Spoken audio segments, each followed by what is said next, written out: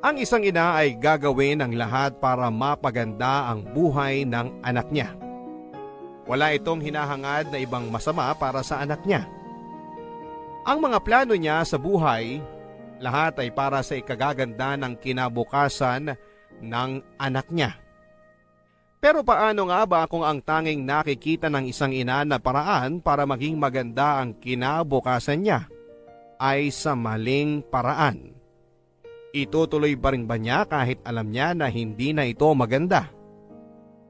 Sa lahat ng ina, hanggang saan ang kaya mong gawin para mapaganda ang buhay ng sarili mong anak? Hanggang saan ka idadala ng pangarap mong mapabuti siya kahit na alam mong kakapit ka sa planong hindi maganda? Alamin natin ang kwentong ibinahagi sa atin ng ating kabarangay na si Rubina, isang anak na binenta ng kanyang sariling ina. Paano nga ba siya binenta?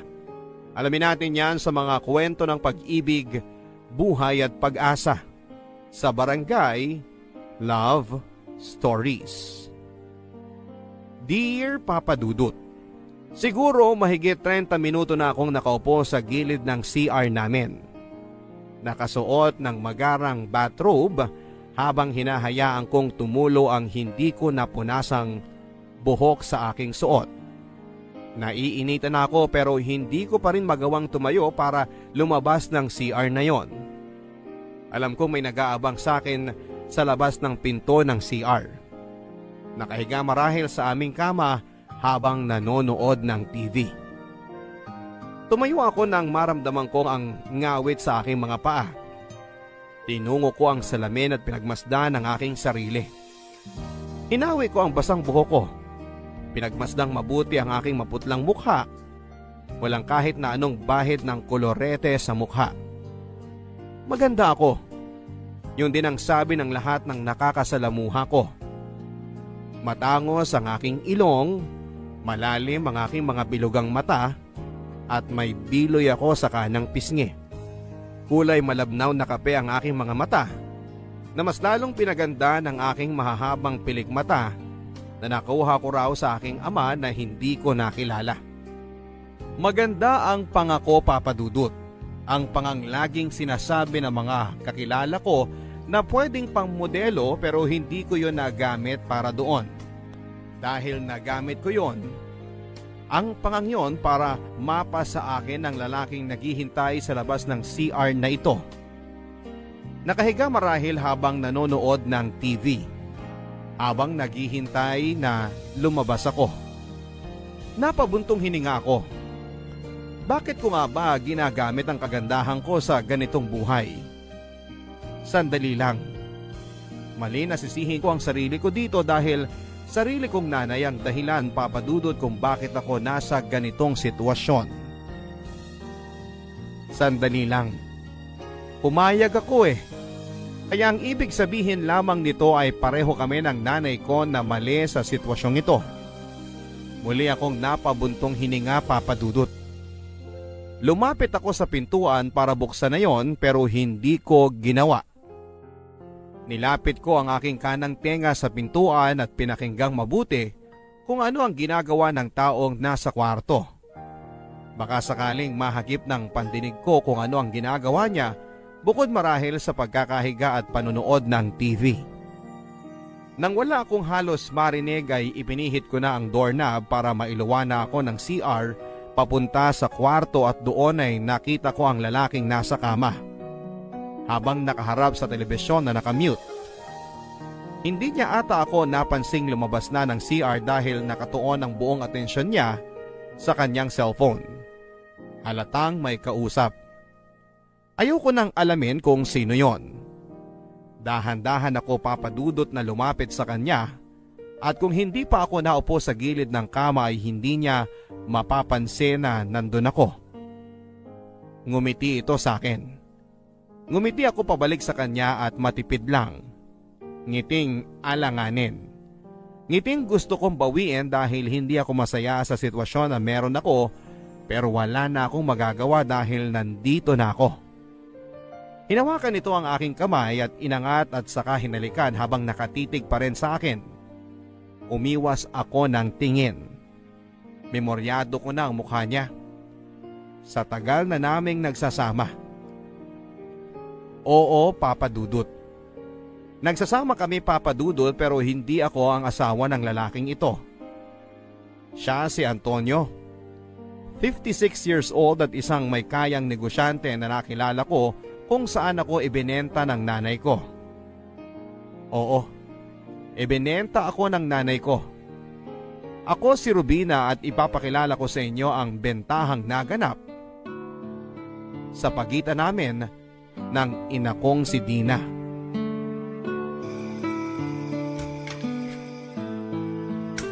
Mama!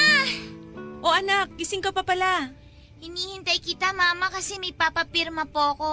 Ano yan? Binigay po ng teacher ko, bigay daw po ng principal. Ano to? Sabi ng teacher ko, maniningil daw yung school para sa hindi ko pa nababayaran. Ano ba yun, Mama? Hayaan mo na to anak. Ganito na lang. Bukas, ibabalik mo to sa teacher mo at sasabihin mo na nawala ako. Magsisinungaling po ako, Mama? Di ba bad yun? Ay hindi anak. Pero yun po yung turo sa school, bad ang magsinungaling. Hindi anak, maniwala ka sa akin. Kailangan mo lang kasi itong gawin, okay? Naintindihan mo? Bakit ko po kailangan gawin, Mama? Kasi anak, marami pang gagawin si mama, kaya hindi ako makakapunta ngayon sa school mo. Para bayaran yung utang sa school, Mama? Oo, tama. Yun. Wala na po ba tayong pera, Mama? Hindi naman sa wala. Pero madami kasing binayaran si mama ng utang natin sa ibang tao. Ganun po ba, Mama? Kawawa naman po tayo. Ay hindi anak, huwag kang maaawa sa nangyayari sa atin kasi nakakaraos naman tayo kahit papano. Kaya ang gagawin mo bukas, sasabihin mo sa teacher mo na wala ako at ang kasama mo lang sa bahay ay si Ate Lucy na kapitbahay natin. Okay ba? Sige po, Mama. At sabihin mo na rin na pasensya na kung wala pang may aabot si mama. Sana maintindihan nila. Sige po, Mama. Magpapalit lang ako ng damit at maghuhugas ng kamay. Tapos tara na sa kwarto para matulog, ha? Mama, Ano yon anak? hindi po ba tayo kakain? Kakain? Hindi pa kasi ako kumakain, Mama. Si Ate Lucy kanina bago siya umalis, sinabi sa akin na wala na raw natirang pagkain mula kagabi. Napanis na raw po kaya hindi na pwedeng kainin kasi sasakit daw po ang tiyan ko. Diyos ko, ano ba naman to? Sabi po ni Ate Lucy, hintayin daw po kita baka may dala kayong pagkain, Mama eh. Pero meron po ba dyan sa bag nyo? Kahit ano na lang po, Mama. Kahit isang biskwit, okay na po ako doon. Anak, kasi walang dala-dala si mama eh. Eh kayo po, kumain na po ba kayo? Hindi rin anak eh. Ano po gagawin natin, Mama? Kanina pa kasi sumasakit po yung tiyan ko sa gutom eh. Inom ka na muna ng tubig, anak. Ayoko na po, Mama. Nasusuka na po ako. Kanina pa ako nagtutubig. Lagyan mo ng konting asin para hindi ka masuya sa lasa ng tubig. Para may lasa rin, di ba? Wala na rin po tayong asin, Mama. Nasagi po nung daga kahapon, di ba? Kahit konti, wala. Wala na po. Winalis ko na po eh, tsaka tinapon ko na po. Tara na lang sa kwarto, anak.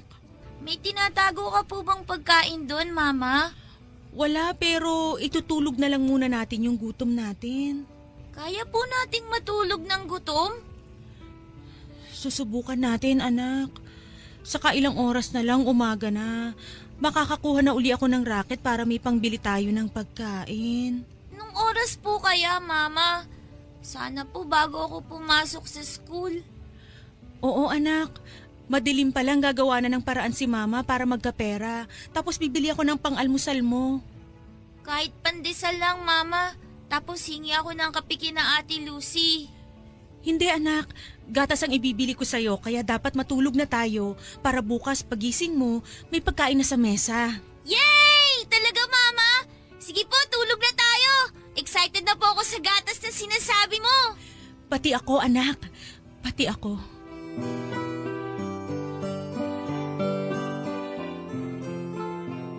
Bata pa lamang ako ay alam kong mahirap na kami ng nanay ko. Nasanay ako na laging itinutulog na lamang ang gutom. Nasanay ako sa lasa ng sardinas na tutubigan para dumami at lalagyan na lamang ng asin kapag nasobrahan sa tubig. Nasanay na rin ang sikmura kong kumain ng mga panis na ulam na hinihingi ng aking nanay sa kapitbahay. Sabi ng kapitbahay namin, kailangan na naming ubusin ang tira-tira nila at wag nang ipaabot kinabukasan dahil mapapanis na yon. Pero hindi naniniwala si Mama. Sinusubukan niya na ipaabot pa kinabukasan pero nasisira na ito. Kapag gano'n na ang nangyayari, nakikita ko ang panghihinayang sa mukha ni Mama. Kung sana naniwala lang siya sa kapitbahay namin na wag nang ipaabot kinabukasan ang ulam na bigay nila. Kung hindi sana niya kailangang tipirin ang ulam na bigay nila para umabot pa kinabukasan, edi hindi sana yon masisira at tanging basurahan ang makikinabang. Nakakalungkot, Papa Dudut. Sa ganitong buhay ako pinalaki ng nanay ko. Sa ganitong buhay ako nasanay. Pinatibay ng kahirapan ng sikmura naming pareho. Mas matibay pa nga ata kesa sa mga dagang nasa estero. Sa totoo lang ay hindi naman daw ganito ang buhay namin noon, sabi ng mga nakakakilala kay Mama. May nakapangasawa raw na Canadian si Mama. Yun po ang aking ama. Bago ako mabuo sa mundong ito ay may maliit sila na negosyo. Nagpapautang daw sila ng mga empleyado ng isang mall. Maganda ang kinalabasan ng negosyo nila pero hindi rin yun nagtagal dahil kailangan bumalik ng aking ama sa Canada dahil nagkaroon ng problema sa kanyang papeles at kung ano-ano pa. Ang sabi niya sa aking ina ay babalik ito pero naghintay ng matagal ang aking ina pero hindi na nagpakita pa ang aking ama. Sising-sisi ito kung bakit hindi niya rin sinabi sa aking ama na buntis na ito. Gusto sana niyang isorpresa noon ang aking ama pero dahil nga sa kailangang umalis kaagad ni Papa pabalik ng Canada ay hindi na niya nagawang sabihin pa. Ang sabi ni Mama sa sarili niya ay hihintay na lamang daw niya ang pagbabalik ng aking ama pero nanganak na si Mama, na ilabas na ako sa mundong ito at lumaki. Pero hindi na nagpakita pa kahit anino ng aking ama. Mabilisan lang ding bumagsak ang negosyo ni na Mama at Papa dahil hindi naman sanay si Mama sa pagpapatakbo nito. Ang aking ama raw madalas ang nagpapatakbo ng kanilang negosyo. Taga-suporta lamang daw si Mama. Kaya ayon, noong nag-isang taon ako ay tuluyan nang nawala ang negosyo ni Mama at para mabuhay ako ay sa kung ano-anong trabaho ang pinasok niya. Nagtrabaho ito bilang helper sa isang karinderya. Sumubok din ito na maging masahista pero ang napasukan pala niyang massage parlor ay yung illegal at ibang masahe ang ginagawa. Nagmanicure at pedicure din siya pero dahil hindi naman niya talaga alam na maglinis ng kuko, ay tinigil din niya lalo na noong nagka-impeksyon ng nilinisan niyang paa.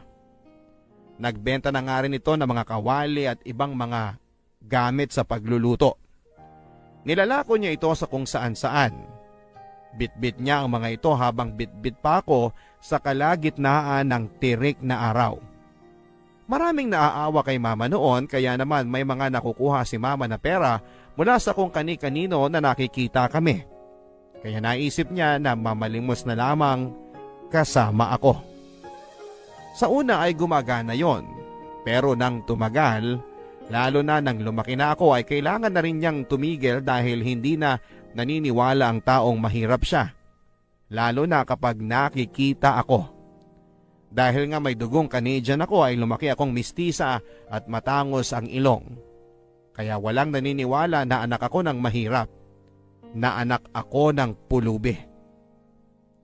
Sa paglaki ko ay marami pa akong natunghayang trabaho ng mama ko. Bilib na bilib ako noon sa kanya dahil kahit na ano ang pasukin niya, masiguro lang na makakain kami 2 beses sa isang araw. Masiguro lang na makakapag-aral pa ako. Masiguro lamang na mabuhay ako. Ganyan ako kamahal ng mama ko. Sa murang edad ay ramdam ko na ang pagmamahal niya at ramdam ko ang hirap niya na buhayin ako. Kaya pangako ko noon sa sarili ko paglaki ko, natutulong ako sa nanay ko. Gagawin ko rin ang lahat para masuklian ang ginawa niya para sa akin mula pagkabata hanggang sa pagtanda. Hinding-hindi ko siya pababayaan at sisiguraduhin ko na bibigyan ko siya ng mas magandang buhay. Yung buhay na hindi na niya kailangang maghirap. Gumising ng napakaaga para makipagsapalaran sa labas. Yung buhay na makakatulog siya anumang oras niya piliin at hindi siya gagambalain ng pag-iisip kung saan siya susunod na kukuha ng pera para may pangkain kami. Ayoko nang makita si mama na naghihirap. Pinagdarasal ko araw-araw na sana ay lumaki na ako kaagad para legal ko nang matulungan si mama sa paghahanap buhay. Hindi ko na kasi masikmurang makita siyang unti-unting nagiging manipis ang katawan dahil sa kahirapan at sa pagod. Gusto ko siyang makitang malusog dahil never ko siyang nakitang ganito. Gusto kong magkalaman ang kanyang humpak na mga pisngi. Gusto kong mawala ang mga itim sa ilalim ng kanyang mga mata. Ayoko nang maramdaman ang buto-buto niyang mga kamay at likuran. Gusto kong makita siyang hindi maputla. Gusto kong makita siyang may kulay tulad ng ibang nanay na masigla sa buhay. Gusto kong maging maayos ang buhay ng aking ina bago mahuli ang lahat dahil para sa akin. Si mama ang buhay ko at ang dahilan kung bakit nandito pa ako sa mundo.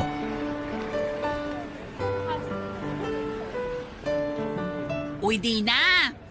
Lucy! Kamusta ka na? Eto, gumanda na. Halatang halata nga. Grabe ang puti mo na. Hindi yung puting maputla yung puting parang artista.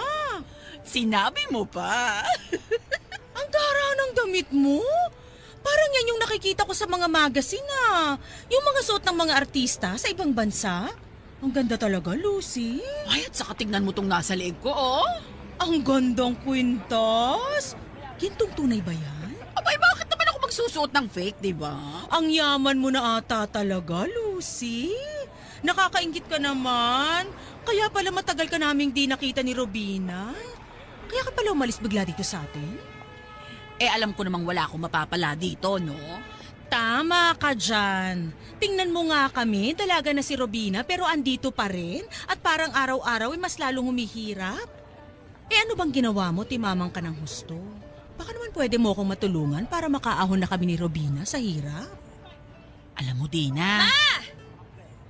Robina! Bakit pawis na pawis ka?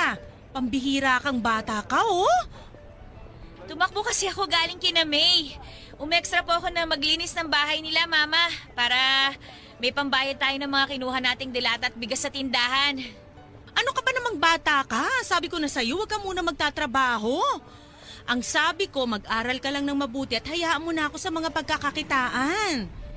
Eh wala naman po akong pasok ngayon. Sayang naman kung palalampasin ko yon. Pera din yun, Mama. Ito nga pala, 500 oh. Ito po yung bayad sa akin. Binigyan pa ako ng mama ni May ng ulam. Adobong baboy po at 1 kilong bigas. Ikaw talagang bata ka. Pero salamat, anak. Uy, ito na ba talaga si Robina? Ay, pasensya na, Lucy. Oo, ito na si Robina. Ay, kay laki na Napakaganda! Anak, naaalala mo si Ate Lucy mo? Yung nag-aalaga sa'yo noon kapag wala ako? Kayo na po si Ate Lucy? Grabe po, hindi ko na kayo nakilala. Ang laki po ng iginanda ninyo at ang yaman nyo na rin pong tingnan. Ay, hindi lang ako mayamang tingnan. Mayaman ako talaga. Oo nga, Lucy. Ano ba yung sikreto mo dyan? Baka naman pwedeng matulungan mo kami. Di naman kami iba sa'yo eh.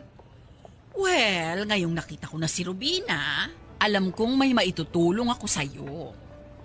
Ano ba yun? Rubina, umuwi ka muna. Ihanda mo yung ulam nyo ng mama mo. Mag-uusap lang kami saglit. May pupuntahan lang. Sige po. Saan ba tayo pupunta?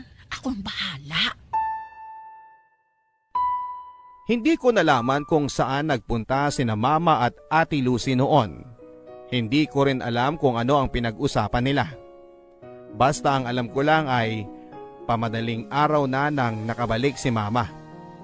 Nagising pa ako noon at pinaghanda ko siya ng makakain pero ang sabi niya ay wala daw siyang gana. Sinubukan ko makipagkwentuhan sa kanya pero tumanggi ito. Hinawakan pa nga nito ang mukha ko at saka pinagmasdang mabuti. Paulit-ulit niyang sinasabi na ang ganda-ganda ko. Mabuti na nga lang daw at nakuha ko ang itsura ng aking ama at hindi sa kanya na walang kahit na anong ganda sa katawan. Naninibago ako sa mga sinasabi ni Mama. Hindi ko alam kung dahil kaya ito sa naging pag-uusap nila ni Ate Lucy. Nahiya naman akong tanungin kung ano nga ba ang pinag-usapan nila kasi alam kong ayaw na ayaw ni Mama na nakikisawsaw ako sa usapang matatanda. Kaya hinayaan ko na lang. Sa paglipas nga ng mga araw at buwan, napapansin ko ang panay ang pag-aalaga sa akin ni Mama. Inaalagaan naman niya ako dati pero triple ngayon na akala mo ay isa pa rin akong sanggol. Binilhan ako nito ng mga lotion, make-up at bagong damit. Ang sabi ko ay wag na niyang gawin yon dahil sayang lamang ang pera. Ang sabi niya ay may extra naman daw siyang kinita kaya okay lang. Para daw maranasan ko ang ibang nararanasan ng mga nagdadalaga. Lagi niyang pinapaalala sa akin na bago ako matulog ay kailangan kong maghilamos gamit ang sabon na binili niya para mamanatiling makinis ang aking kutis. Pinaiiwas din niya ako sa matatabang pagkain at matatamis. Di na tuloy ako nakakabili ng mga mamisong tsokolate. Gusto nito na mag-exercise ako. Sumali doon sa mga nag-e-exercise sa parke para gumanda pa raw ang hubog ng katawan ko, lalo na ngayon na papadalaga na ako. Pinabawasan din ito ang aking kanin. Tinatanong ko kung bakit ang sabi niya ay mahal na raw ang bigas kaya umuo na lamang ako. Sana nga ay yun ang dahilan pero noong tinignan ko siya ay alam kong merong pang mas malalim na dahilan. Hindi ko na maintindihan si Mama kung ano-ano ang mga pinaggagawa nito at ipinagbabawal sa akin. Hindi naman siya ganito dati. Pero ngayon ay parang sobra naman ata ang pag-aalaga niya. Kapag nga nagkakasugat ako dahil sa pagkamot ko dahil sa kagat ng lamok at ibang insekto, ay bigla na lamang itong magagalit. Huwag ko raw hayaang masira ang balat ko. Binilhan ako nito ng kung ano-anong mga panggamot sa sugat ko sa legs at braso.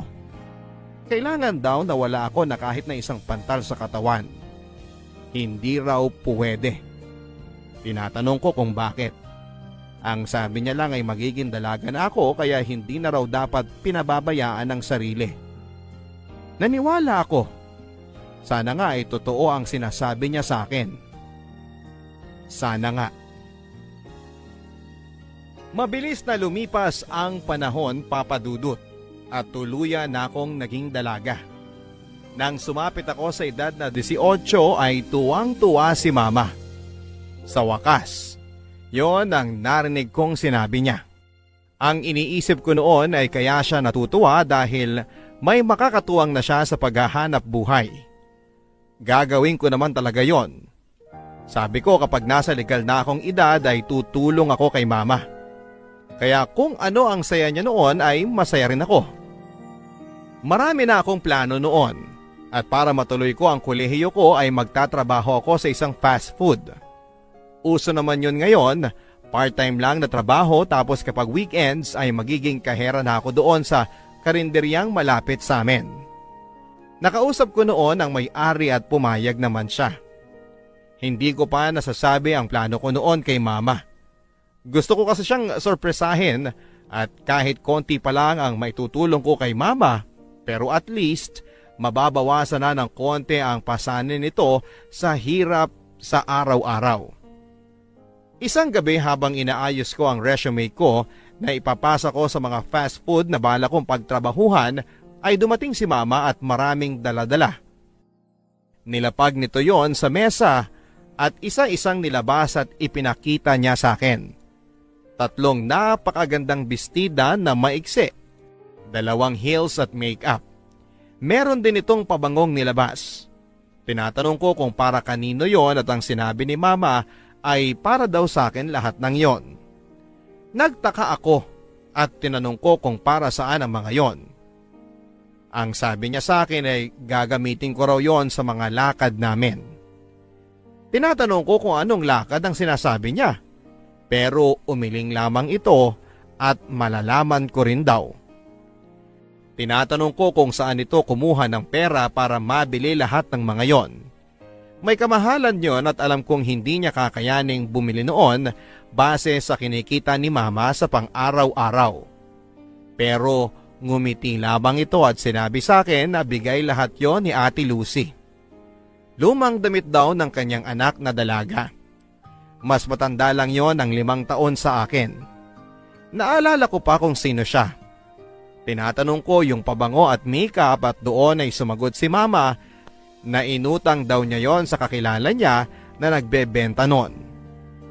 2 gibs naman daw kaya kayang-kaya niyang bayaran. Napailing na lamang ako at saka tinuloy ang pag-aayos ng resume at nang mapansin niyo ni mama ay pinatigil niya ako. Hindi ko raw kailangang gawin yon. Nalilito ako sa mga sinasabi at inaakto niya pero hindi na ako nagtanong pa. Pinatayo niya ako at pinapunta ng CR para maghilamos at maglinis na ng katawan. After noon ay sinabi niya sa akin na matulog na ako dahil marami pa kaming gagawin kinabukasan. Akma kong tatanggi dahil bukas ko balak maghanap ng trabaho pero hindi ko na nagawa pang magsalita dahil tinulak na ako ng marahan ni mama papunta sa CR para makapaghilamos na at masimulan ko na ang pagpapahinga. Sa kagustuhan nga ni mama ay sumama ako sa kanya isang Sabado ng gabi. Pinasuot nito sa akin ang damit na bigay ni Ate Lucy. Hapit na hapit yon sa aking katawan. Hindi ako sanay na ganon kaya naiirita ako pero nakita ko kay mama na tuwang-tuwa siya. Hinayaan ko na lang. Pinasuot naman sa akin ito ang kulay itim na heels. Sobrang tangkad at halos mabuwal na ako sa unang pagkakasuot ko pa lamang. Hindi talaga ako sanay sa ganito. Sinabi ko naman yon kay mama. Sanay ako sa t-shirt at maong at sandals pero sadyang mapilit si mama kaya wala din akong nagawa. Halos 1 araw ako nitong pinaglakad-lakad sa buong bahay gamit ang heels para masanay daw ako.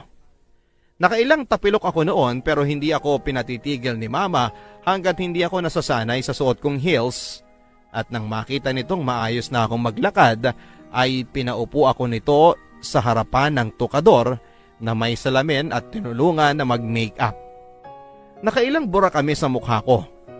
Namumula na ang balat ko sa mukha sa kakakuskus ng panyong basa kapag nagkakamali kami sa pagpahid sa binili niyang makeup.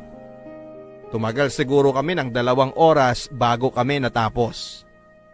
Pinagmasdan niya ang mukha ko. Kitang-kita ko ang pinaghalong saya at lungkot sa kanyang mga mata. Hindi ko mawari kung alin doon ang mas nangingibabaw. Hindi ko na rin inalam pa. Nang makita niyang maayos ako ay hinila na ako nito palabas para pumunta sa sinasabi niyang lugar kung saan daw sila nagpunta ni Ate Lucy. Dinala ko ni mama sa isang mamahaling hotel. Hindi ko alam kung paano siya nakapasok doon. Kung paano kami pinapasok. Basta may binalong lang si mama doon sa isang lalaki at hinayaan na kaming tumambay doon sa isang bar. Umorder si mama ng alak pero hindi yon pinagalaw sa akin. Display lang daw. Nagtataka na ako noon talaga kay mama. Pero hindi ko alam kung bakit hindi ko magawang magtanong sa kanya. Matapos ang ilang minuto ay iniwan ako nito sa bar. Ang sabi niya ay wag daw akong aalis doon. Pinigilan ko ito pero sabi niya 1 o 2 oras lang daw siyang lalayo sa akin. Tinatanong ko siya kung bakit pero ayaw nitong magsalita. Basta hinawakan lang nito ang braso ko at tumingin sa akin. Mabilis na itong umalis. Nagtungo ito sa dulo ng hotel kung saan ay natatanaw pa rin niya ako. Hindi ko alam ang gagawin ko noon. Hindi ko alam kung paano palilipasin ang 2 oras na sinasabi ni Mama na hindi alam kung ano ang susunod na mangyayari. Hanggang sa natapos nga ang 2 oras na yon at nakita kong lumapit sa akin si Mama. Habang nasa biyahe kami ay tahimik si Mama at halata ang lungkot at galit. Hindi ko alam kung bakit. Mahirap nang tanungin sa ganong sitwasyon. Sana bukas ay sabihin na nito sa akin ang kadahilanan kung bakit kami tumambay sa hotel na yon habang suot ang maiksing damit at mataas na heels. Habang punong-puno ng kolorete ang mukha ko. Paulit-ulit kaming bumabalik sa hotel na yon, Papa Dudut. Paulit-ulit kaming nag-aayos bago pumunta doon. Paulit-ulit kaming tumatambay at umuorder ng alak na sa huli ay hindi ko rin naman iniinom at paulit-ulit din kaming umuuwi nang walang nangyayari. Ewan ko ba sa nanay ko kung bakit hindi pa ito napapagod. Nakikita ko naman na halos mawala na siya ng pag-asa pero sige pa rin siya ng sige. Paulit-ulit ako nagtatanong sa kanya kung bakit ba kailangan naming tumambay doon sa hotel na yon. Pero paulit-ulit na iiling lang ang sagot nito sa akin na sa huli ay kinapaguran ko na ring tanungin siya. Bahala na si Mama kung ano man ang plano niya, kung bakit kami laging nandun. Susunod na lamang ako, gusto ko siyang mapasaya. At kung ito lamang ang paraan, sige, susunod na lamang ako sa kanya. Isang araw, habang naghahanda akong muli para sa pagpunta sa hotel ay napansin kong nahihirapan ang aking ina sa paglalakad. Kinausap ko ito. Kagabi pa itong hinang-hina. Umiling ito at sinabing ayos lang siya pero tinatraydor daw siya ng ubo niya kaya naman sabi ko ay magpahinga na lamang ito. At sa susunod na araw na lang kami tatambay sa hotel pero mariin itong tumanggi. Malakas daw siya. Kayang-kaya daw niya na magpunta doon. Medyo nasamid lang siya sa laway niya pero ayokong maniwala kaya sabi ko ay magbibihis na ulit ako ng pambahay para masimulan ko na siyang alagaan. Pero nagalit ito sa akin. Napatahimik ako nang sigawan niya ako. Ito ang unang beses, Papa Dudut, na nagawa niya yon sa akin. Sa huli ay napansin ni Mama na parang sumama ang loob ko sa ginawa niya, kaya naman humingi ito ng sorry. At sinabing wag ko na raw intindihin dahil kaya naman daw niya. Ako naman ang umiling.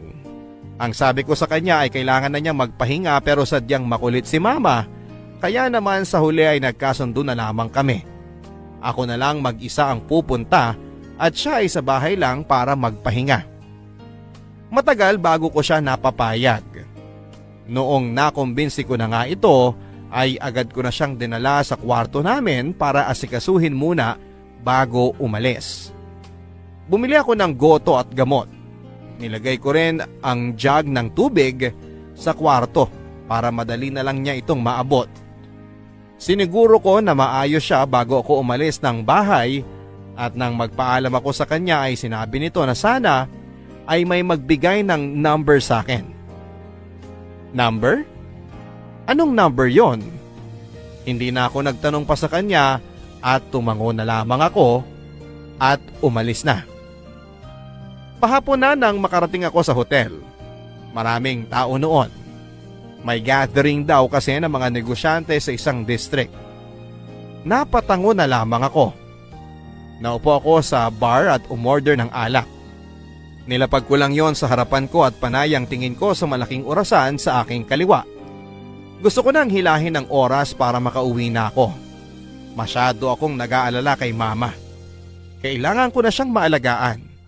Mas gusto ko nang gawin yon kesa tumambay dito at hindi alam ang dahilan kung bakit ako nandito. Nang lumipas na ang 2 oras tulad ng dati ay akmang aalis na ako. Pero bigla ay kinalabit ako ng isang lalaki. Napalingon ako.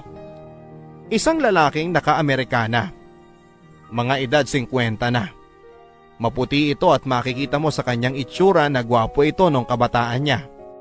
May bahagyang puti-puti sa kanyang buhok pero hindi yon dahilan para hindi mo pansinin ang maamo at charming nitong mukha.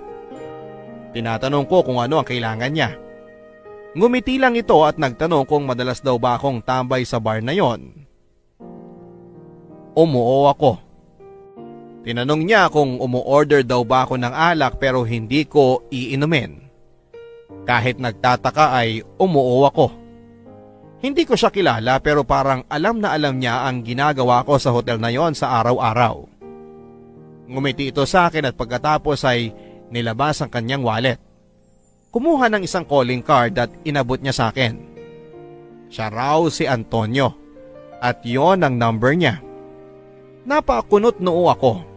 Nagpaalam na ito sa akin habang ako naman ay naiwang nakatanga. Ano yun? Para saan ang calling card na yon? Hindi ko na masyadong in-stress ang sarili ko sa lalaking yon. Nilagay ko sa aking maliit na shoulder bag ang kanyang calling card at nagmamadali ng umuwi. Walang ibang nasa utak ko kundi ang maalagaan ng aking may sakit na nanay. 1 oras mahigit ang naging biyahe ko bago ako makauwi ng bahay. Sakit na sakit ang paa ko noon sa heels na suot ko. Pero baliwala lahat ng yon dahil nakita ko na ang aking ina. Nagbihis lang ako ng saglit at pagkatapos noon ay inasikaso ko na ang nanay ko. Pagkakita pa lamang nito sa akin ay agad na itong nangumusta sa mga nangyari sa hotel. Doon ay bigla kong naalala ang calling card na inabot sa akin ni Antonio. Ang taas ng lagnat niyo, ma. Mamaya ulit pupunasan ko kayo ng bimpo, ha? Magluluto na rin ako mamaya ng lugaw para may makain po kayo. Mapait ang panlasa ko, anak. Wag mo na muna akong pakainin. Kaya pa naman na sikmura ako. Huwag matigas ang ulo, ma. Baka mas lalong lumala ang lagnat nyo niyan. Kahit ilang subo lang para hindi naman kayo manghina lalo at saka makainom na rin po kayo ng gamot. Oo na, bahala na. Bakit kasi ngayon pa ako nagkasakit? Bugbog din kasi ang katawan nyo sa trabaho eh. Di sana nasamahan man lang kita kanina sa hotel. Kahit naman sumama kayo, wala rin naman hong ibang naganap. Wala na naman? Ang nangyari lang po kanina, bago ako umalis, biglang may nag-abot ng calling card niya. May edad na ba yung lalaki? May kaya? May edad po, oo. May kaya. Hindi ko po alam eh. Pero sa damit naman niya, mukha naman po. Asan ang calling card niya? Ha? Asan ang calling card niya? Asan? Ma, relax lang kayo. Mamaya mabinat kayo niyan eh. Mabibinat ako lalo kapag hindi mo pa inabot sa akin yan. Oh, ito po. Ito na yon! Naku, salamat naman! Ito na yon, anak! Ano pong ito na yun, ma?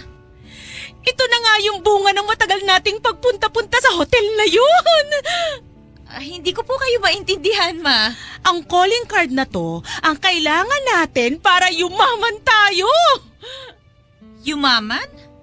Sa hotel na yun yumaman ng Ate Lucy mo. Doon niya dinala ang dalaga niya at doon sila nakakilala ng mayamang matanda na ibabahay ang dalaga ni Ate Lucy mo. Kaya tayo doon pumupunta? Dahil yun ang sinabi sa inyo ni Ate Lucy? Yun nga, anak. Bakit hindi ninyo sinabi sa akin? Bakit kung kailan may nag-abot na ng calling card na yan, tsaka nyo lang sasabihin sa akin ang lahat ng to? Kasi alam ko, anak, na di ka papayag. Hindi talaga! May dangal pa ako, ma! Huwag niyo naman ako igaya sa iba! Hindi tayo mabubuhay sa dangal, anak.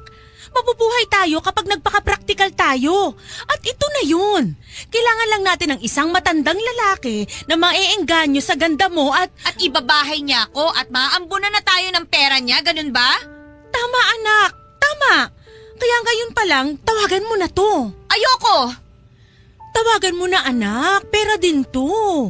Ganun na ba talaga tayo kakapos para kailanganin nating gumamit ng ibang tao? Ma, ayoko! Anak, pagod na ako. Pagod na ako sa paghihirap. Gusto kong maranasan na 3 beses tayong kumain sa isang araw. Makabili ng mga gusto natin, yung hindi lang dahil kailangan natin. Mangyayari pa rin naman yun, Ma. Kunting tiis lang. Kailangan ko lang makapagtapos ng pag-aaral. Tapos, isasabay ko yun sa pagtatrabaho sa fast food. Mabilis lang ang panahon. Kapag nakapagtapos na ako, maghahanap ako ng mas magandang trabaho para makakain na tayo ng 3 beses o higit pa sa isang araw. At makakabili na rin ng mga gusto natin. Ma, magtiwala ka. May iaahon kita sa hirap, huwag lang sa paraang gusto ninyo. Pero ito ang pinakamadaling paraan. Hindi mo na kailangan magtapos ng pag-aaral kahit hindi ka na mag-aral. Gusto ko pang mag-aral, Ma. Gusto ko makapagtapos. May pangarap po ako. Pero paano naman ang pangarap ko para sa atin? Gusto kong maging maginhawa ang buhay natin. Mahina na ako at tumatanda na. Ipagkakait mo ba sa akin to? Ang tagal-tagal kong naghirap mula nung iniwan tayo ng ama mo, alam mo yan. Tapos ito lang ang hiling ko sa'yo. Ngayon lang ako humiling sa'yo pero hindi mo pa ako kayang pagbigyan. Ma, Hayaan mo na, Rubina. Huwag ka nang mag-alala. Isipin mo na lang yung dangal mo. Huwag mo nang isipin ang kinabukasan mo. Huwag mo na akong isipin. Kahit na magdildil lang ako ng asin, okay lang sa akin. Ma naman, please, makinig ka. Lumabas ka muna ng kwarto. Hayaan mo muna ako makapagpahinga para gumaling na ako kasi kung hindi ako gagaling bukas, wala tayong kakainin. Kung hindi ako babangon sa kamang to, lalo tayong maghihirap. Hala sige, lumabas ka na! Gusto ko magpahinga! Alam kong sumama ang loob sa akin ni Mama. Hindi ako nito iniimik papadudot at hindi kinakain ang mga nilalatag kong pagkain sa kanya. Kaya naman para matigil na ang tampuhan sa amin ay kinuha ko na ang calling card at tinawagan ko yon. Pero hindi ako ang kumausap dahil hindi ko alam kung paano sisimulan. Inabot ko yon kay Mama para siya na ang makipag-usap kay Mr. Antonio. Nang malaman nga niyang tinawagan ko ay tuwang-tuwa at hinalikan pa ako nito sa pisngi bago kinuha ang cellphone sa akin. Lumabas ako ng kwarto para hindi marinig ang usapan nila. Ayokong marinig ang usapan nila. Nang matapos ang pag-uusap nila ay lumabas si Mama sa kwarto at saka ako pinuntahan at niyakap. Maghanda na raw ako at bibili kami ng bagong damit at imimit namin si Mr. Antonio. Dumating nga ang araw ng pagkikita namin sa wakas ni Mr. Antonio. Binilhan ako ni Mama ng mas maiksing damit kumpara sa mga damit na isinusuot ko noon. Mas lalo akong hindi naging komportable sa suot kong yon.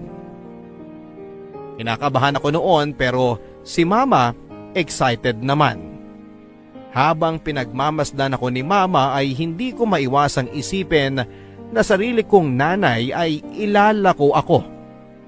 Akala ko ay sa TV lang yon nangyayari, pero pati pala sa totoong buhay.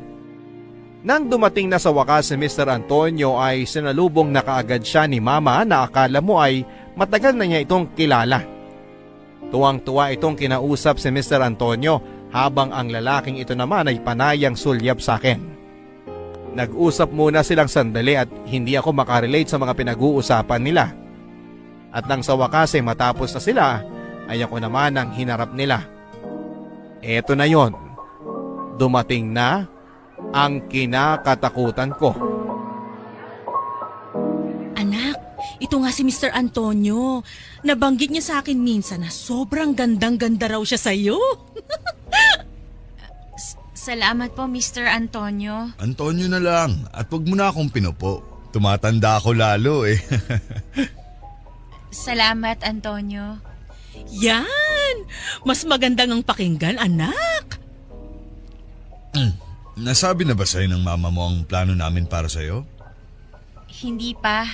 Mr. Antonio, may pahapyaw pa lang kaming usapan nung nalaman ko na binigay mo nga ang calling card mo sa kanya nung nakaraan. Good. At least ngayon, di ka na masyadong mabibigla sa mga malalaman mo at mangyayari. Ano po ba yung mangyayari? Gusto ko pong malaman. Yan naman tayo sa po eh. Ay nako. So, Dina, sino ba ang maunang magsabi sa kanya? Ako ba o ikaw? Mukhang mas kailangan ako na lang, Mr. Antonio. Anak, Robina, ganito kasi yon. Itutuloy ko lang at mas ipapaliwanag pa sa'yo yung gagawin natin, ha? Yes, Ma. May nakahanda ng kwarto para sa inyo ngayong gabi, anak. Kaming dalawa lang? Yes, anak. Kayong dalawa lang. Ma, bakit? Kasi yun yung napag-usapan, anak. Ready ka na ba? Hindi. Hindi. Anak, nandito na tayo. Huwag mo naman akong ipahiya, please. Dito natin malalaman kung makakatikim na tayo ng ginawa. Mr. Antonio, ready na siya. Papakapehin ko muna siya. Mukhang kinakabahan eh. Kung di pa naman siya handa, pwede namang sa ibang araw na lang. Ay, hindi. Ngayon na natin simulan. Sayang naman yung binayad sa kwarto. Di ba, anak? Di ba, anak? Opo, Mama. Okay, good. Wait lang ha. Sagutin ko lang tong client ko. Umorder lang kayo ng umorder dyan. Ako nang bahala. Panyero! Anak, ano ba naman yan? Napag-usapan na natin to, di ba? Walang lugar ang pag-iinarte mo. Binibigla niyo naman ako, May. Ganun talaga. Huwag ka na magulat sa mga susunod pa. Basta makinig ka na lang sa akin at umoo sa lahat. Nasimulan na natin to, huwag na tayong aatras. Malapit na tayo sa ginhawa. Ma, baka naman... Kung iniisip mong umatras, mabuti pang magkalimutan na tayong dalawa. Ayoko nang walang isang salita. Pumayag ka na sa usapang to. Gawin mo ang lahat ng gustong ipagawa ni Antonio sa'yo oras na makapasok ka na sa kwarto nyo. Pero, Ma... Wala nang pero-pero. Sumunod ka na lang. At sumunod nga ako sa gusto ni Mama. Nang ganap nang dumilim sa labas ay nagpaalam na si Mama para umuwi na. Marami pa raw itong lilinisin sa bahay. Tumingin ito ng malalim sa akin bago nagpaalam at lumabas ng hotel na yon. Nang makapagsolo na kami ni Antonio ay kapwa kami natahimik. At nang hindi na matiis ni Antonio ang katahimikan, nagsalita ito at hinawakan nito ang aking kamay para patayuin ako sa pagkakaupo ko. At saka dahan-dahan akong inayang pumunta sa kwarto. Ewan ko kung nararamdaman niya ang panginginig ko. Nang makarating na kami sa kwarto ay naligo si Antonio. Nang matapos ito ay humiga na ito sa kama at malambing itong nagsabi na maligo na rin daw ako. Sumunod ako, Papa Dudut. Natagalan ako sa paliligo. Kung hindi ito kumatok sa pinto ay hindi pa ako lalabas. Nang makalabas na ako, suot ang isang puting robe ay ngumiti ito at dinala na ako sa kama. Nakahiga ako noon katabi niya. Tumingin ito sa akin at alam ko na ang balak niya. Pero hindi pa rin ako handa. Umiwas ako sa tingin sa kanya. Hinawakan niya ang balikat ko pero agad akong tumagilid para makaiwas sa mga susunod niyang gagawin. Napansin kong nadismaya siya. Sumubok itong yumaka pero agad kong iniwas ang katawan ko sa kanya. Hindi ko alam kung nasabi na ba ng nanay ko sa kanya na wala pa akong experience. Sana ay alam nito para maintindihan niya kung bakit ako alanganin sa mga nangyayari.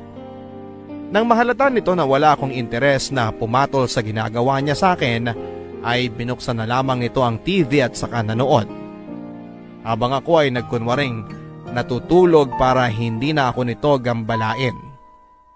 Kinabukasan ay mag-isa na lamang ako sa kwarto at nag-iwan siya ng isang note sa mesa na nagsasabing sorry kung hindi pa raw ako handa. Ano ba namang katangahan yan, anak? Andun ka na pero wala ka pa rin talagang ginawa? Ma, kinabahan ako eh. Natakot ako. Kung humilata ka lang doon at hinayaan siya sa gusto niyang gawin sa'yo, edi sana may pera na tayo ngayon. Sorry, Ma. May magagawa pa ba yung sorry mo? Malamang ngayon umatras na yon at naghanap na ng ibang babae. Ang tanga-tanga mo naman, anak eh. Bakit ka naman ganyan? Sabi ko naman sa inyo, ma, hindi ko gustong gawin yun eh. Pero kailangan mong gawin kasi ito na yung gusto natin. Ma, ikaw lang ang may gusto nito. Kailangan mo tong gustuhin dahil nakasalalay dito ang magandang future mo. Yun ang gusto mo, di ba? Magandang kinabukasan para sa atin? Gusto ko po yun pero hindi ko gusto yung paraan nyo, ma. At anong paraan ang naiisip mo? Mag-aral sa kolehiyo at magtrabaho ng sabay? Mas mabilis pang umasenso ang pagong kung yan ang plano mo. Wala naman pong masama kung susubukan natin eh. Kayo na rin ang nagsabi na matalino ako. Kapag nakapagtapos ako ng pag-aaral, paniguradong may kumpanyang kukuha sa akin. Walang masama kung ito yung plano, ma. Subukan natin. Pero wala ring masama kung subukan natin ang mas madali at mas mabilis na paraan para kumita. At yun nga ay ang patulan si Antonio. One night stand na may kapalit na pera. Higit pa sa one night stand, anak. Marami pang gagawin para makuha natin ang tiwala niya at magkapera tayo. Basta makinig ka lang. Ano ba ang mga plano nyo, ma? Hindi ko muna sasabihin sa'yo lahat para hindi nabubugbog ang utak mo sa takot. Sa ngayon, tatawagan uli natin si Mr. Antonio para ma-schedule uli kayo sa hotel na yon at gawin mo ang lahat para di na maulit ang nangyari sa inyo nung nakaraan. Siguraduhin mo na mapapasaya mo siya at pagkatapos nun, saka tayo mag-uusap uli para sa susunod na gagawin. Muli kaming nagkasama ni Antonio sa hotel na yon, Papa Dudut, sa iisang kwarto. At hindi tulad doong nakaraan, ngayon ay may nangyari na sa amin. Ginawa lahat ni Antonio, lahat ng magpapasaya sa kanya ng gabing yon at hindi ako pumalag. Hindi ako lumaban. Sinunod ko ang sinabi ng nanay ko. Matapos noon ay nakita ko naman na masayang masaya si Antonio. Kinabukasan ay sabay kaming nag-breakfast at inaya ako nitong mag-shopping. Binilhan ako nito ng maraming damit at sapatos at may kasama pang groceries para sa amin ni Mama. Buong araw kaming muling magkasama at ng gabi bago niya ako ihatid sa bahay ay nag-usap kami sa kanyang magarang sasakyan at sinabi sa akin na balak niya akong ibahay. Ito na ata yung plano ni Mama. Ang sabi ni Antonio ay gustong-gusto raw niya ako. Ibang-iba ako sa lahat ng mga babaeng nilapit sa kanya.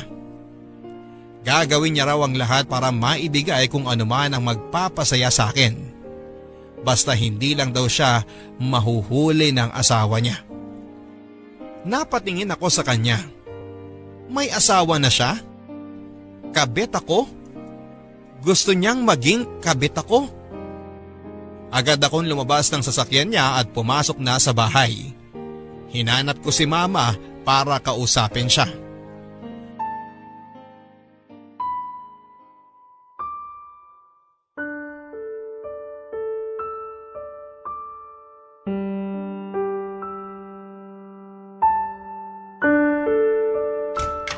Ma! Ma! Andito ako sa CR! Ma! Alam niyo ba na may asawa si Antonio? Oo. At hindi niyo man lang naisip na sabihin sa akin to? Nakalimutan ko siguro. Nakalimutan? O sinadya niyo para hindi ako umatras sa plano niyo? O siya, aaminin ko na. Sasabihin ko naman dapat sa'yo pero plano ko pagkatapos ng may nangyari sa inyo na. Baka kasi dahil doon umatras ka pa. Talagang aatras ako kung sinabi niyo kagad nung una pa lang. Inuubos niyo ang dangal na meron ako. Tapos na nangyari na. Na-text na ako ni Mr. Antonio at masaya siya sa'yo. Ito na yun, anak. Huwag mo na masyadong isipin ang asawa niya. Ikaw na ang bagong nagpapasaya sa kanya. Nakakadiri ka, Ma! Bakit mo ko ginaganito? Dahil para sa future mo to.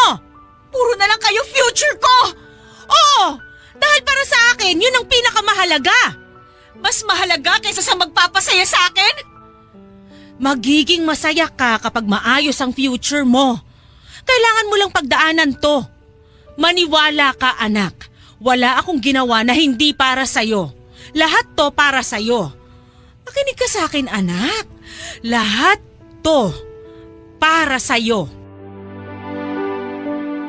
Muli akong sumunod sa mga sinabi ni Mama. Nagkausap na ulit sila ni Antonio at wala pang isang linggo ay nilipat kami sa isang kondominium, malayo sa mismong tirahan ni Antonio. Wala kaming ibang bitbit kundi ang sarili namin. Ang sabi ni Antonio, lahat ng kailangan namin ay nandun na. Magsabi lang daw kami kung may kulang pa para maipadala niya. Tuwang-tuwa si Mama nang makita ang malaking condominium unit na ibinigay sa amin ni Antonio. Agad itong humiga sa kama at nang makontento na ay saka nagbukas ito ng ref. Mas lalo itong naging masaya nang makitang umaapaw sa lusog ang ref namin. Yun pa lang ang unang beses na nakita ko ang sagad na saya ng aking nanay. At kahit papaano ay naging masaya din ako. Hindi ba yun naman talaga ang pangarap ko? Ang makita siyang masaya habang iniaahon siya sa hirap. Tuwing weekends ay kasama ko si Antonio hanggang Lunes ng umaga. Kapag andon si Antonio ay nagche-check-in naman si Mama sa isang hotel na malapit lang sa kondominium para makapag-solo kami ni Antonio. Nakasanayan na namin ang ganong klase ng setup. Nakasanayan ko na ito. Nakasanayan ko nang maging kabit. Mabait naman si Antonio, kaya naman hindi ako nahirapang pakisamahan siya sa totoo lang. Lagi itong nakikinig sa mga sinasabi ko at lahat ng gusto ko. Kahit hindi ko sabihin ay ibinibigay niya. Ang sabi niya ay gusto lang daw niyang maging masaya dahil gustong gusto niya ako. Kapag ganito na ang ginagawa at sinasabi niya ay medyo gumagaan na ang loob ko hanggang isang araw. Hindi ko na namalayan na nahuhulog na ako sa kanya. Pero alam kong dapat na hindi ako mahulog ng todo. Dahil nga sa kabit ako and at the end of the day ay uuwi pa rin ito sa asawa niya at maiiwan ulit ako na mag-isa. Kaya nga sinusulit ko na ang araw na kasama ko siya para maiparamdam na na-appreciate ko lahat ng ginagawa niya para sa amin ni Mama. Pinagluluto, minamasahe, pinapakinggan at inaalagaan ko siya. Hindi dahil ito ang gusto ni Mama, kundi ito ang gusto ko Umalis na dahil ba si Antonio? unti-unti nga ay nahuhulog na ang Kaayos lang loob po. ko sa kanya sa Pinagluto mo ba siya bago paglipas ng umalis? panahon. Oo naman, Ma. Lagi naman eh. Kumain ka na ba, Ma? May natira pa po ako sa niluto ko. Papainit ko na lang sa microwave. Naku, hindi na.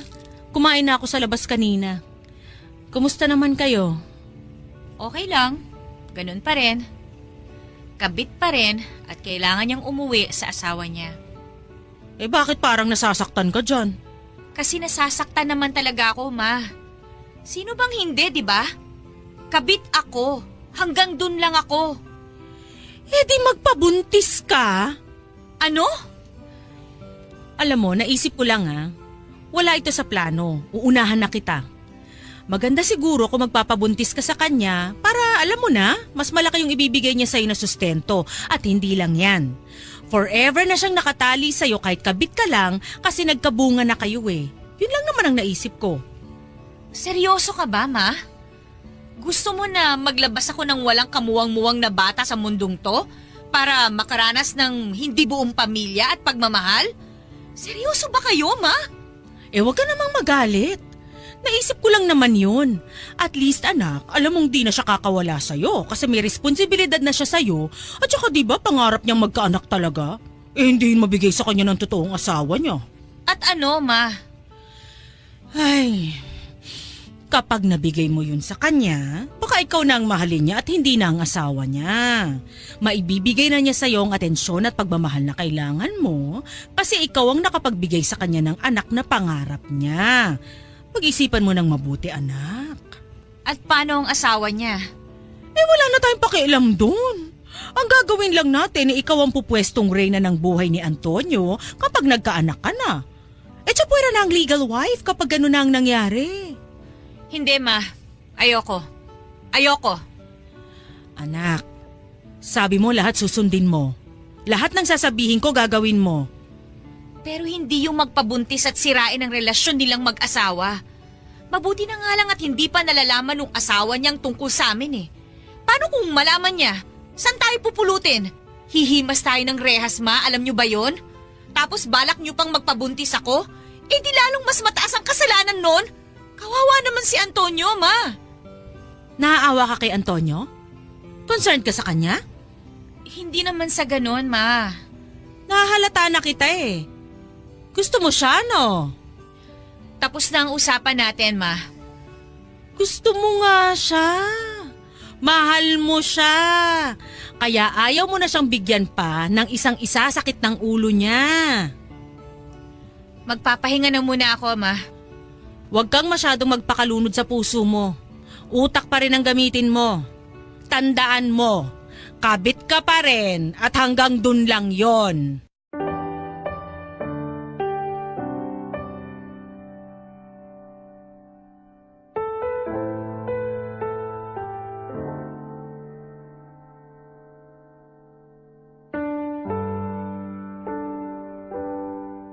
Pasensya ka na kung ngayon lang ako nakarating dito ha. Birthday kasi ng biyanan ko eh, di ako basta-bastang pwedeng umalis. Okay lang yon. Sanay naman ako na pinupuntahan mo lang kapag nakakatakas ka sa kwadra ng asawa mo. Oh, bakit ka naman ganyan kung makapagsalita? May dalaw ka ba? Hindi ako nakikipagbiruan, ah. Alam mo, feeling ko gutom ka lang. Gusto mo magpa-deliver na lang tayo dito ng food? Bakit ayaw mong lumabas tayo? Alam mo naman ang sitwasyon, di ba?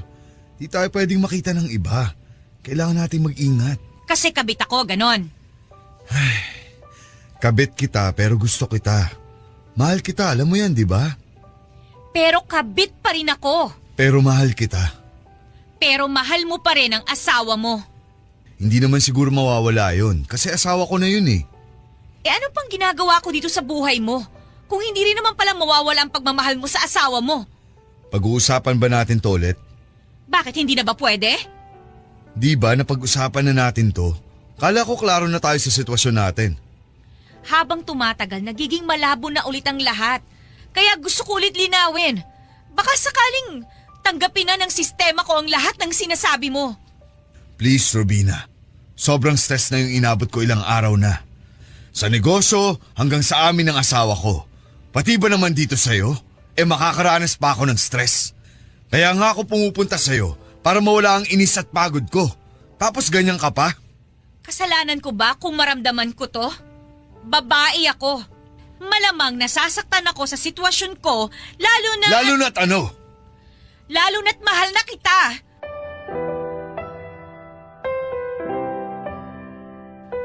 Mahal din naman kita. Pero hanggang kailan tayo magiging ganito? 2 taon mo na akong tinatago. Hanggang kailan ako makukontento sa ganito? Alam ko mahirap, Robina. Pero sana maintindihan mo na di ganun kadali ang hinihiling mo. Hiwalayan mo ang asawa mo. Ano? Ang sabi ko, hiwalayan mo ang asawa mo. Klaro na ba sa pandinig mo? Alam mong hindi ko pwedeng gawin yun, di ba? Kasi ano? Kasi alam mo naman na nakasalalay ang sustento ko sa inyo ng nanay mo sa negosyo ng asawa ko. Eh di magtatrabaho tayong pareho. Magsisimula ulit tayo. Sanay na ako sa hirap. Kayang-kaya ko na yon, huwag ka mag-alala. Pero ako hindi sanay. Hindi ako sanay sa hirap, Robina. Kaya sorry kung hindi ko kayang ibigay sa'yo ang hiling mo. Umalis ka na. Ha? Hayaan mo muna akong mapag-isa. Pero andito na ako eh. Nakapagpaalam na ako sa asawa ko na nasa Tagaytay ako for a conference at sa Lunes pa ang uwi ko. Eh di sabihin mong hindi natuloy. Di yun maniniwala. Eh di sabihin mo nag-away kayo ng kabit mo, baka doon maniwala. Robina! Sabi ko umalis ka na. Please Antonio, umalis ka muna.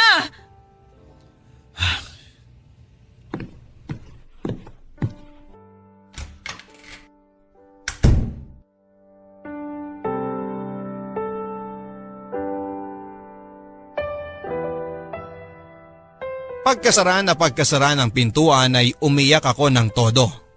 Sobrang sama ng loob na pinaghalong hiya at inis ang naramdaman ko ng mga oras na yon. Kung dati ay tanggap ko na ang pagiging kabit pero ngayon ay parang hindi na. Lalo na nang napatunayan ko talaga na may nararamdaman ako para kay Antonio. Lalo na noong napatunayan ko sa sarili ko na hanggang doon lang ako. Puntahan niya lang ako kapag kailangan niya ng takasan ng magulo at nakasanayan na niyang mundo.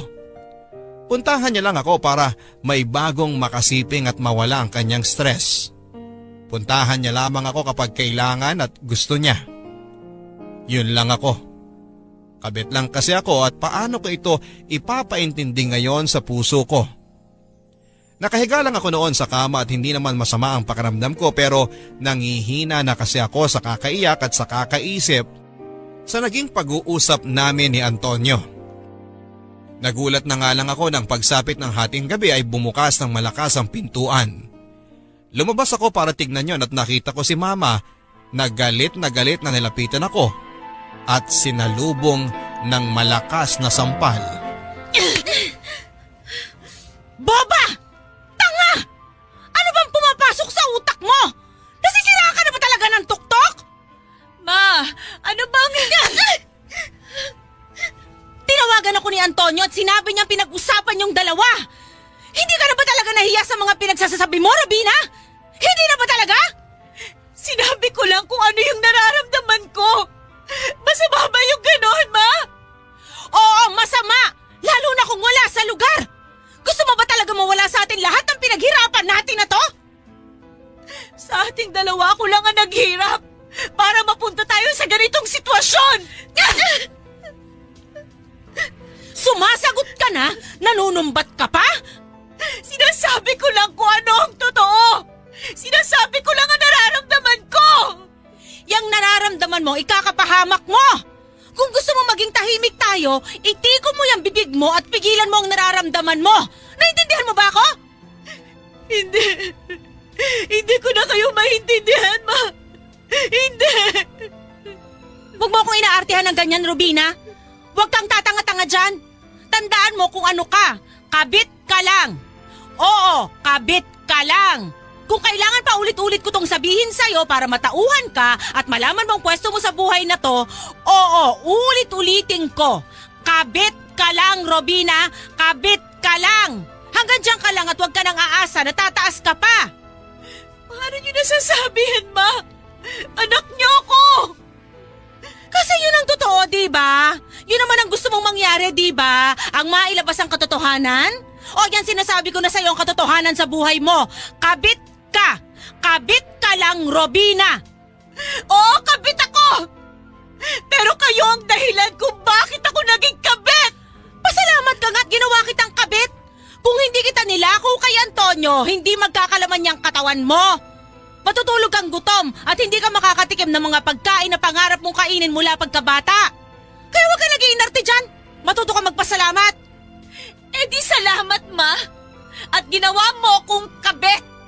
Kung hindi dahil sa inyo, siguro ngayon nakahanap na ako ng lalaking single at mamahalin ako.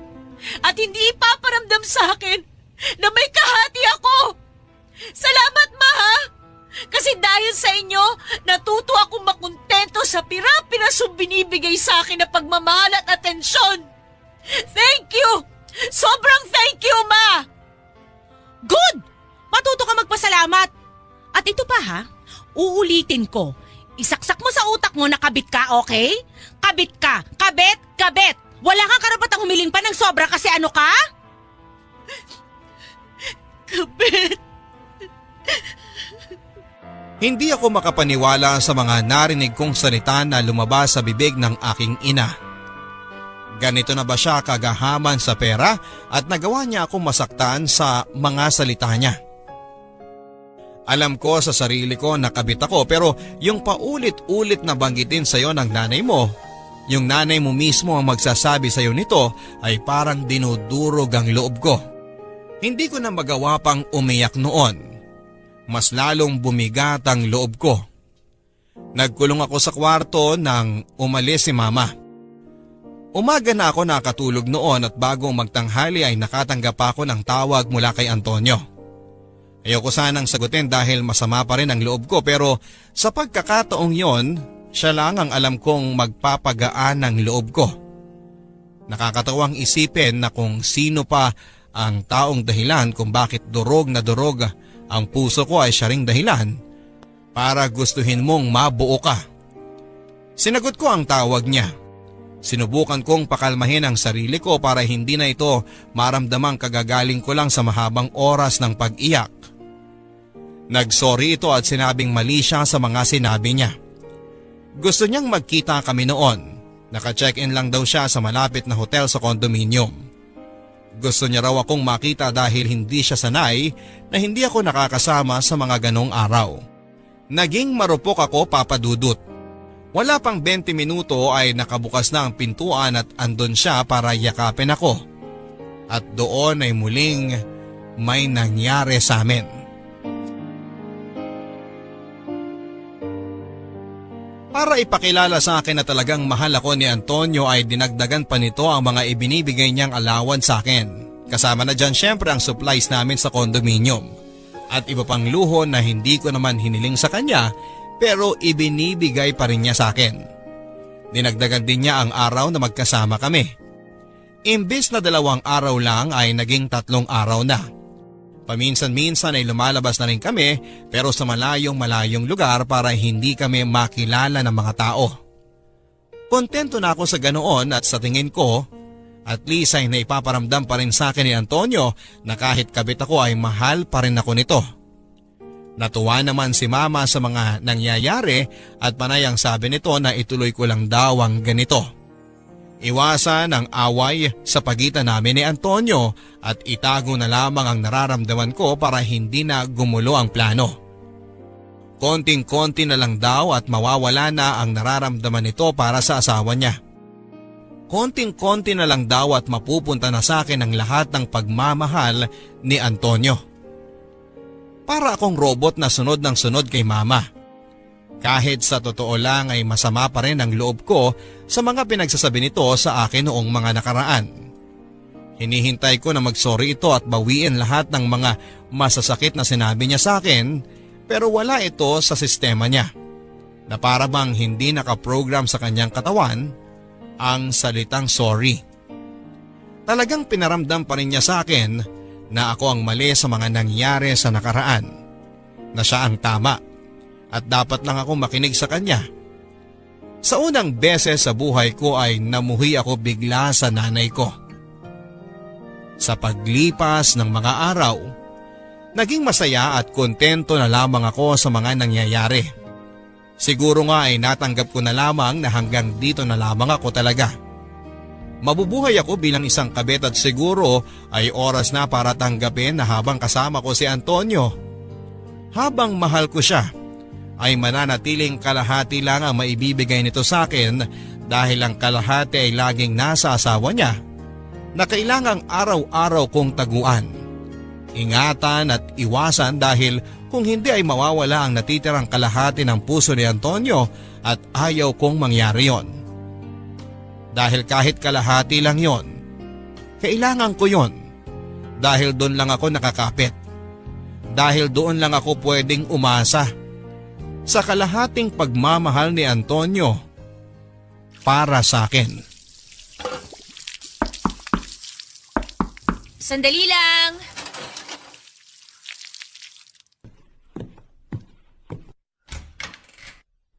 Ikaw si Rubina?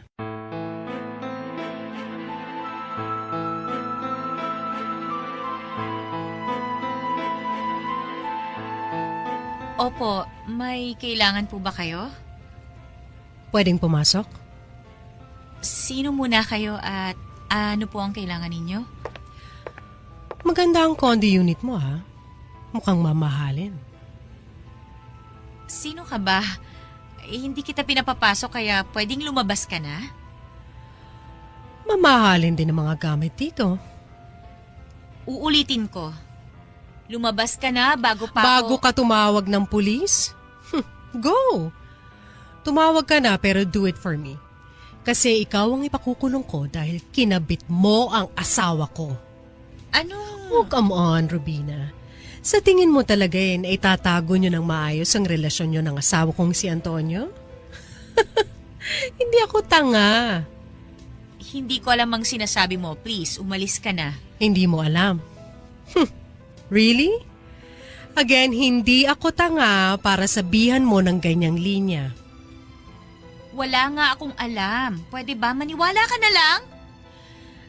Sa tingin mo susugod ako dito kung wala akong proof na kabit ka ng asawa ko? Uulit-ulitin ko to kasi ito yung totoo. Hindi ako tanga, Robina. Matagal ko nang alam na may relasyon kayo ng asawa ko. Noong una, wala akong pakialam. Sige, gawin niyo lang ang kasalanang yan hanggang magsawa kayo. Pero siguro dahil sa sobrang nag-e-enjoy na kayong dalawa na halos araw-araw na kayong magkasama napapabayaan na niya ang negosyo namin. Oops, sorry, mali. Negosyo ko. Yun na nga lang ang gagawin niya Babantayan na negosyo ko para may pera siya na pang sustento sa'yo pero hindi pa niya magawa na maayos. Alam mo kung bakit? Dahil sa'yo.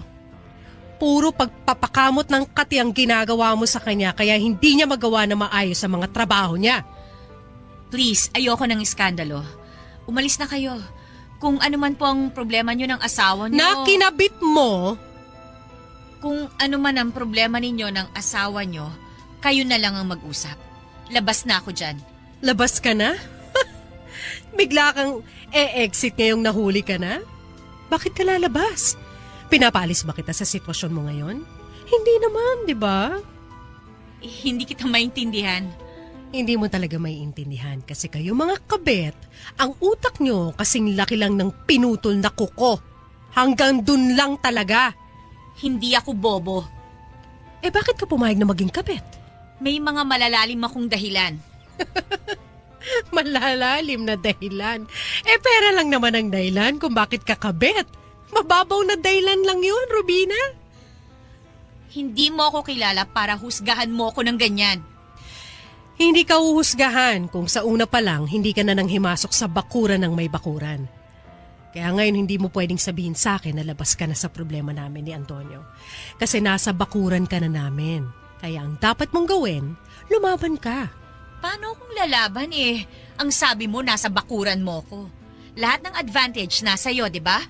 Ay naku, wag kang susuko. Paano ka nakakasigurong ako na agad ang panalo?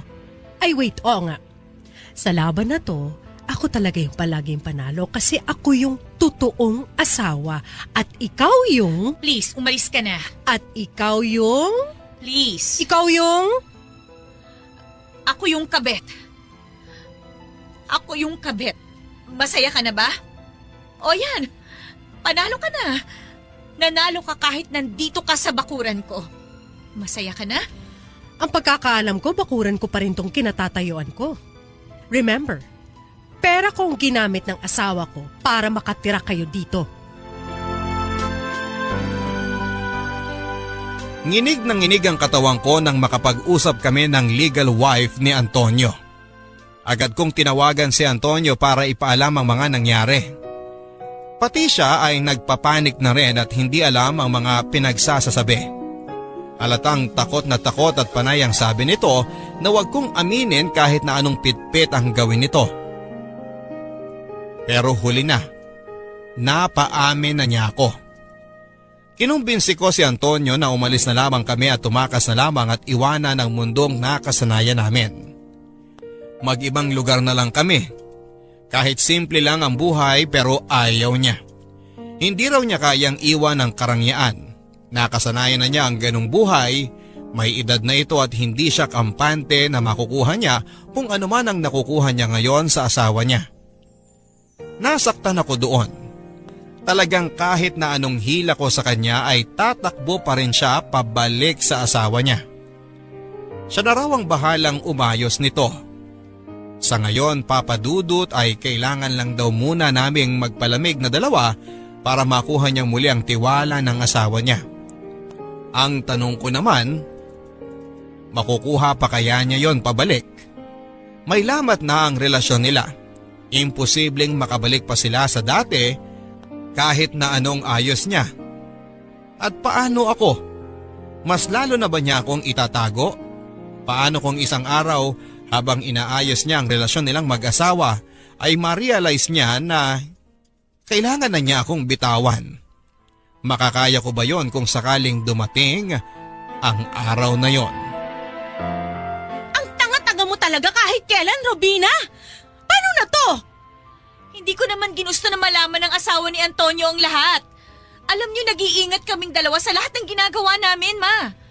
Kung nag-iingat kayo, bakit kayo nahuli? Ma, may pakiramdam din yung tao. Alam niya kung may ginagawang kalokohan ng asawa niya. Alam niyo yan. Babae kayo, dapat alam niyo yan. Huwag mo na akong nirarasonan dyan. Dapat tayong makaisip ng paraan para di kayo paghiwalayin ni Antonio. Ma, yan pa rin ba ang nasa isip niyo? Kailangan pa rin ba naming magsama talaga? Natural! Sayang ang pera! Nakakabwisit itong nangyayaring to ngayon. Malapit na tayo dun sa maayos na buhay Magkakapera na sana tayo ng malaki Kung di lang talaga kayo nahuli, di sana maayos pa rin ang lahat. Ma, pwede ba wala nang sisihan? Ayusin na lang natin to. Paano nga natin to maaayos? Hindi nga natin alam kung ano pang gagawin at hindi pa natin alam kung anong next move ng asawa niya. Inaya ko si Antonio na magpakalayo-layo na. Iiwan na namin ang buhay namin dito. Nababaliw ka na ba? Alam mo bang kapag ginawa mo yan, maghihirap tayo? Magtatrabaho kaming pareho. Kakayanin namin basta magkasama kaming dalawa. Walang magagawa yung pagsasama niyong dalawa, lalo na kung wala kayong pera. Alam niyo naman na nasa asawa niya ang pera tapos ilalayo mo si Antonio sa asawa niya? Anong gusto niyong gawin ko, Ma? Manatili kang kabit at manatili si Antonio sa asawa niya para mabigay pa rin sa atin ang kailangan natin. Gusto niyong maging kabit lang ako habang buhay, ganun ba? Oo, gusto kong maging kabit ka kasi dyan ka lang magaling. Wala ka ng ibang pwedeng marating kundi maging kabit. Magpakatotoo tayo. Diyan ka na magaling Bakit di pa natin pagkakitaan, di ba? Ang baba na ng tingin niyo sa akin, Ma. Bakit ganun? Hindi naman tayo ganito dati Dati lagi niyong sinasabi sa akin na mataas ang pangarap niyo para sa akin na balang araw makakaahon tayo sa hirap kasi kaya nating diskarte ang dalawa. Pero ngayon, ako na ang ginagamit niyo para makaahon kayo sa hirap. Ang selfish niyo naman, Ma. Sobra kayong selfish. Ay bakit? Di ka ba nakikinabang sa ginagawa natin? Nakakahiga ka sa magandang kama dahil sa pagiging kabit mo. Nakakakain ng sobrang sarap ng mga pagkain na dati nakikita mo lang sa TV ng kapitbahay. Nakakasuot ka na ng magagandang damit na hindi amoy maduming basahan dahil sa pagiging kabit mo. Naisip mo ba yon? Oo, Ma. Naranasan ko lahat ng magagandang bagay na yan dahil sa pagiging kabit ko. Pero natanong niyo ba kung masaya ako? Masaya ako na kabit? Na laging pangalawa lang ako sa kanya? Na nasasaktan ako kapag oras na para bumalik siya sa asawa niya? Na natatakot ako na isang araw, hindi na siya pumasok sa pintuan na yan dahil na-realize na niya na dapat doon siya sa asawa niya at hindi sa akin na kabit lang. Araw-araw yan ang tumatakbo at nananakot sa utak ko, Ma. Pero natanong niyo ba yon? Hindi. Kasi wala kayong ibang nasa utak kundi pera! Pera! Pera! Huwag mo akong sinisigawan! Nanay mo pa rin ako at kung hindi dahil sa akin, patay ka na ngayon! Kaya kung may pagagawa man ako sa'yo, gawin mo bilang kabayaran sa pagpapalaki ko sa'yo! Huwag kayong mag-alala, Ma. Kung kailangan nyo na talagang singilin lahat ng ginastos nyo sa pagpapalaki sa akin, babayaran ko yun. Pero sa tamang paraan. Yung paraan na may dangal pa rin ako kahit papano. At hindi yung gagawin nyo akong kabit. Babayaran ko kayo, Ma. Maghintay lang kayo. Mababayaran ko rin kayo. Mababayaran? Ikaw? Sa marangal na paraan? Baka inuud na ako sa lupa pero di ka pa rin nakakabayad. Ganun kabagal yung sinasabi mong pagbabayad? Tiwalang-tiwala ka sa sarili mo na makakakuha ng pera sa marangal na paraan? Kung magpapakatotoo tayo, wala ka makukuha dyan. Kasi di ka sanay sa diskarte sa buhay. Kaya tanggapin mo na lang na sa pagiging kabit ka lang magkakapera. Sa pagiging kabit ka lang magaling, kaya isaksak mo yan sa utak mo. Ano ka uli? Ha? Ma, please. Huwag namang pati ikaw. Ano ka uli? Ma, Sabing ano ka uli isa akong kabit. Good! Isaksak mo ng paulit-ulit yan sa utak mo kasi hanggang dyan ka lang. At huwag ka nang umasa na aangat ka pa dyan. Ambisyosa! Ang mga salita ng nanay ko ang naging anesthesia ko para tuluyan na akong walang maramdaman. Sinubukan kong tawagan si Antonio pero hindi ito sumasagot. Tulad ng sabi niya ay kailangan muna naming magpalamig sa mata ng asawa niya. Nangako naman siya papadudot na babalik siya pero hindi niya masasabi kung kailan. Nagpapadala pa rin siya ng pera tuwing nakakatsyempo siya, madalas ay si mama ang nakakakuha ng pera. Hindi pa rin kami nakakapag-usap ng nanay ko, malamig na rin ang turing niya sa akin na hindi nakatulong sa lungkot na nararamdaman ko. Pakiramdam ko tuloy ay mag-isa na lamang ako.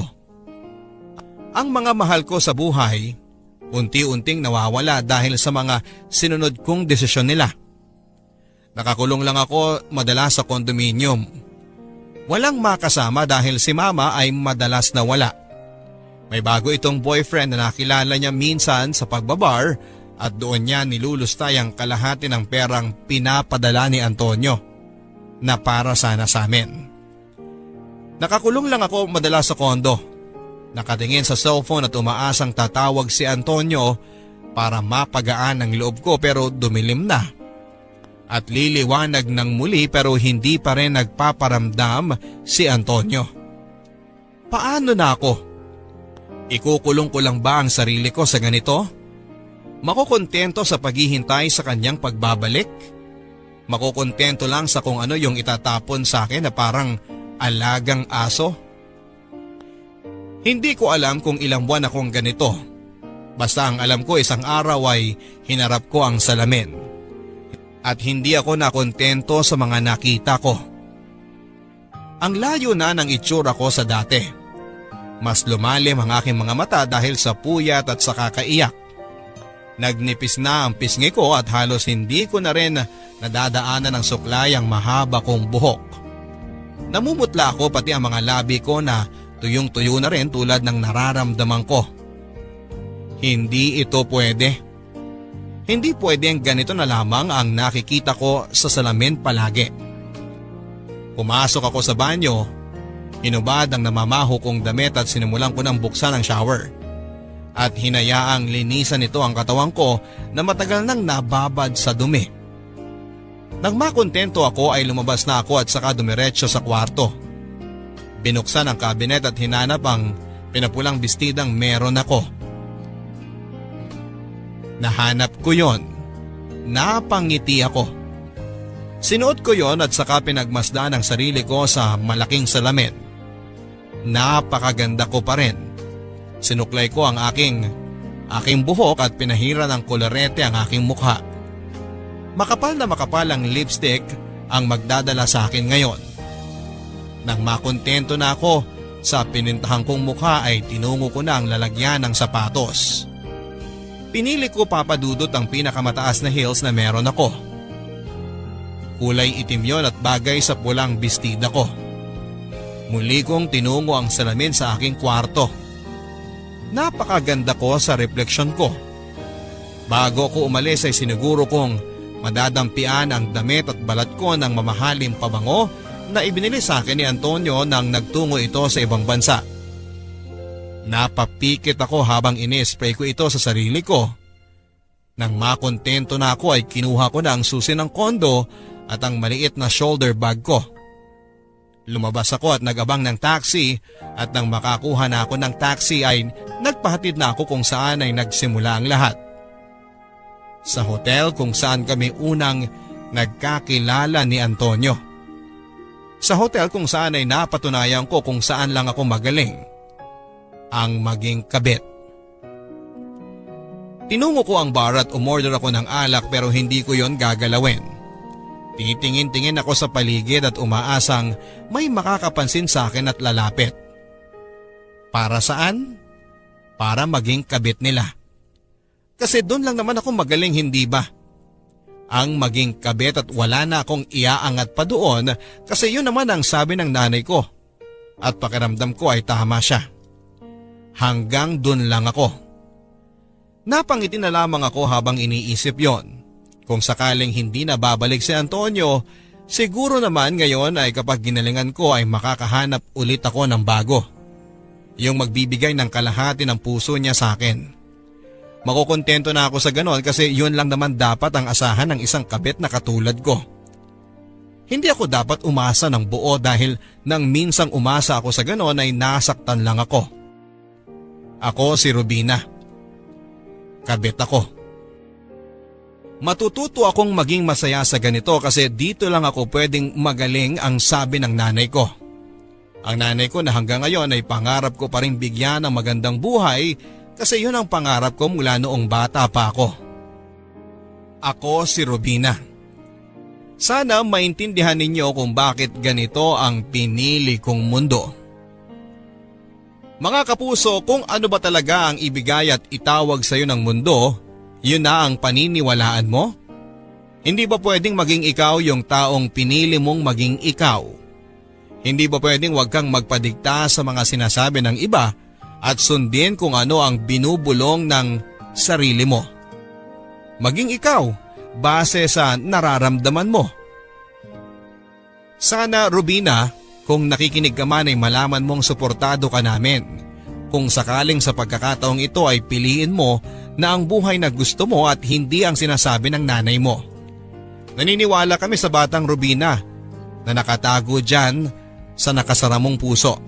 Pakawalan mo siya para masabi niya kung ano ba talaga ang gusto niya para maging masaya ka. Siya ang totoong nakakaalam kung saan ka pwedeng maging maligaya. Palayain mo siya at maniwala ka, magiging masaya ka kung makikinig ka sa kanya. Hanggang sa muli mga kapuso sa mga kwento ng pag-ibig, buhay at pag-asa. Ito po ang Barangay Love Stories. Barangay LS 97.1